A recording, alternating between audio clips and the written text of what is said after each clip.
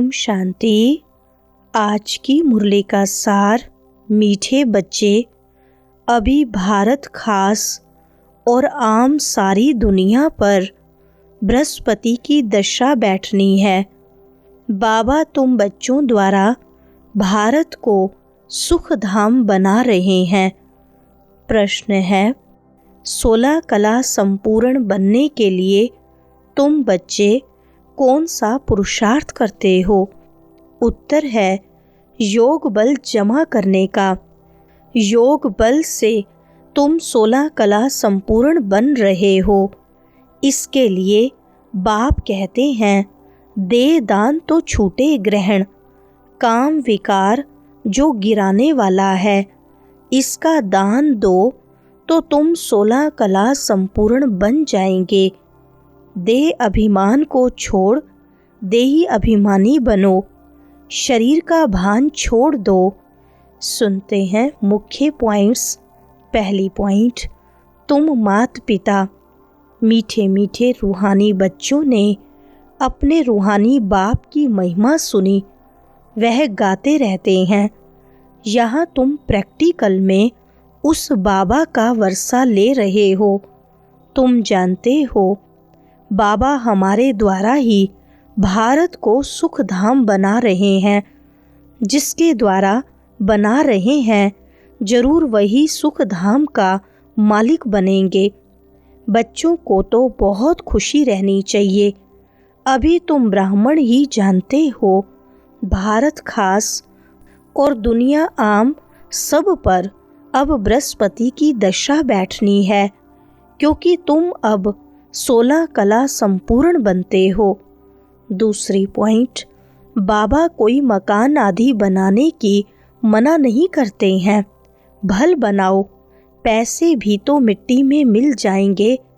इससे क्यों न मकान बनाए, आराम से रहो। पैसे काम में लगाने चाहिए। दान पुण्य भी करते हैं।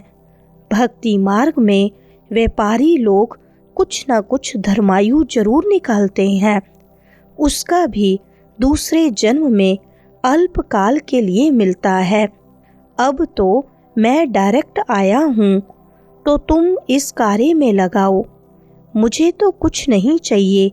शिव बाबा को अपने लिए कोई मकान आदि बनाना है क्या? यह सब तुम ब्राह्मणों का है। गरीब साहूकार सब इकट्ठे रहते हैं।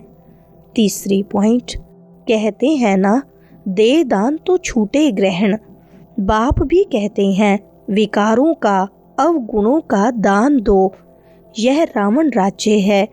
बाप आकर इनसे छुड़ाते हैं। इसमें भी काम विकार बड़ा भारी अवगुण है। तुम देह अभिमानी बन पड़े हो। अब देही अभिमानी बनना पड़े। शरीर का भान भी छोड़ना पड़े। इन बातों को तुम बच्चे ही समझते हो, दुनिया नहीं जानती। भारत जो 16 कला संपूर्ण था, संपूर्ण देवताओं का राज्य था, अभी ग्रहण लगा हुआ है। चौथी पॉइंट, यह 84 जन्म कैसे लेते हैं? सारा चक्र बुद्धि में आ जाता है। शास्त्र पढ़ने से थोड़ी ही कोई समझते हैं। वह तो कल्प की आयु ही लाखों वर्ष कह देते हैं। फिर तो स्वास्तिका भी बन न सके। व्यापारी लोग चोपड़ा लिखते हैं तो उस पर स्वास्तिका निकालते हैं। गणेश की पूजा करते हैं। यह है बेहद का चोपड़ा। स्वास्तिका में 4 भाग होते हैं। जैसे जगन्नाथपुरी में चावल का हंडा रखते हैं, वह पक जाता है तो 4 भाग हो जाते हैं। वहाँ चावल का ही भोग लगाते हैं, क्योंकि वहाँ चावल बहुत खाते हैं। 5वीं पॉइंट, अब तुम बच्चों को कौन पढ़ा रहे हैं? मोस्ट बिलवर्ड बाप आकर तुम्हारा सर्वेंट बना है, तुम्हारी सेवा कर रहे हैं। इतना नशा चढ़ता है। हम आत्माओं को बाप पढ़ाते हैं। आत्मा ही सब कुछ करती है ना। मनुष्य फिर कह देते आत्मा निर्लेप है। तुम जानते हो आत्मा में तो 84 जन्मों का अविनाशी पार्ट भरा हुआ है, उनको फिर निर्लेप कहना कितना रात दिन का फर्क हो जाता है।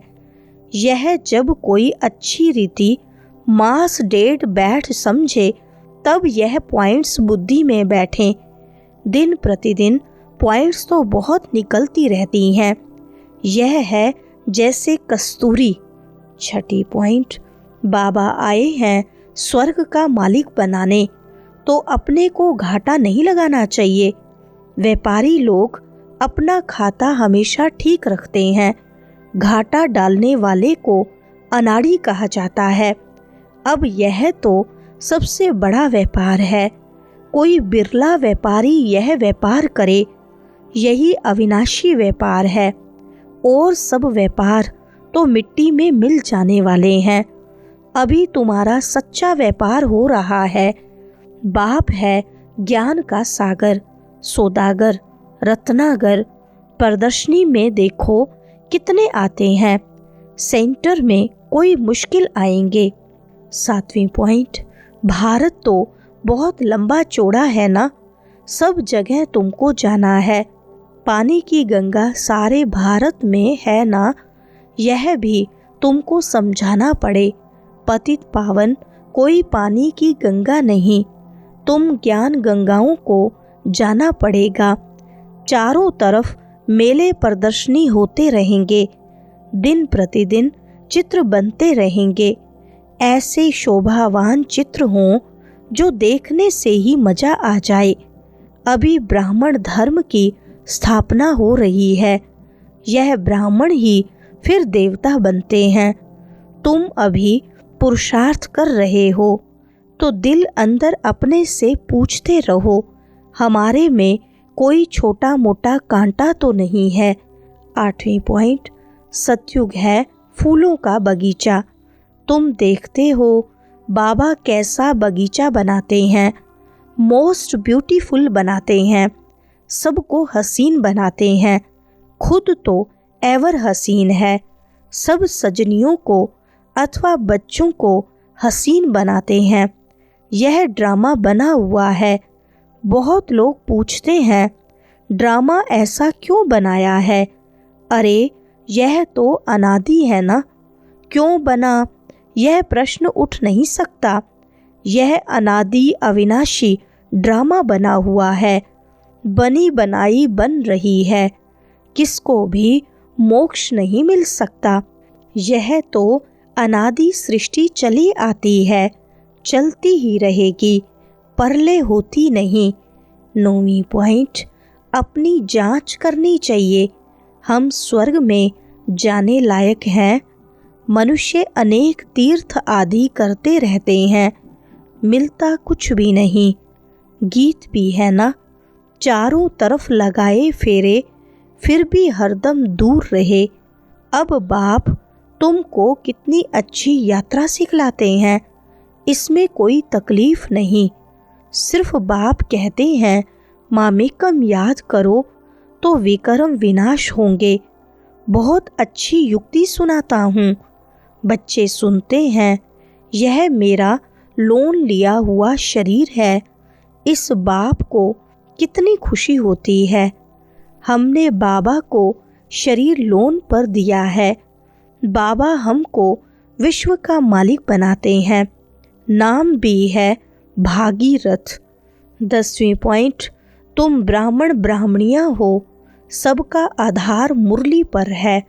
मुरली तुमको नहीं मिलेगी तो तुम श्रीमत कहाँ से लाएंगे? ऐसे नहीं सिर्फ एक ब्राह्मणी को ही मुरली सुनानी है, कोई भी मुरली पढ़कर सुना सकते हैं। बोलना चाहिए आज तुम सुनाओ। अब तो प्रदर्शनी के चित्र भी समझाने के लिए अच्छे बने हैं। यह मुख्य चित्र तो अपनी दुकान पर रखो, बहुतों का कल्याण होगा। बोलो आओ तो हम तुमको समझाएं, यह सृष्टि का चक्र कैसे फिरता है। किसका कल्याण करने में थोड़ा टाइम गया तो हर्जा थोड़ी है। उस सौदे के साथ यह सौदा करा सकते हो। यह बाबा का अविनाशी ज्ञान रत्नों का दुकान है।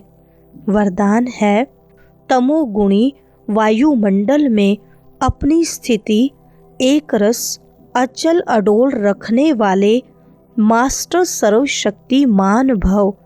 विस्तार है, दिन प्रतिदिन परिस्थितियां अति तमो प्रधान बननी है। वायुमंडल और भी बिगड़ने वाला है। ऐसे वायुमंडल में कमल पुष्प समान न्यारे रहना, अपनी स्थिति सतो प्रधान बनाना, इसके लिए इतनी हिम्मत व शक्ति की आवश्यकता है।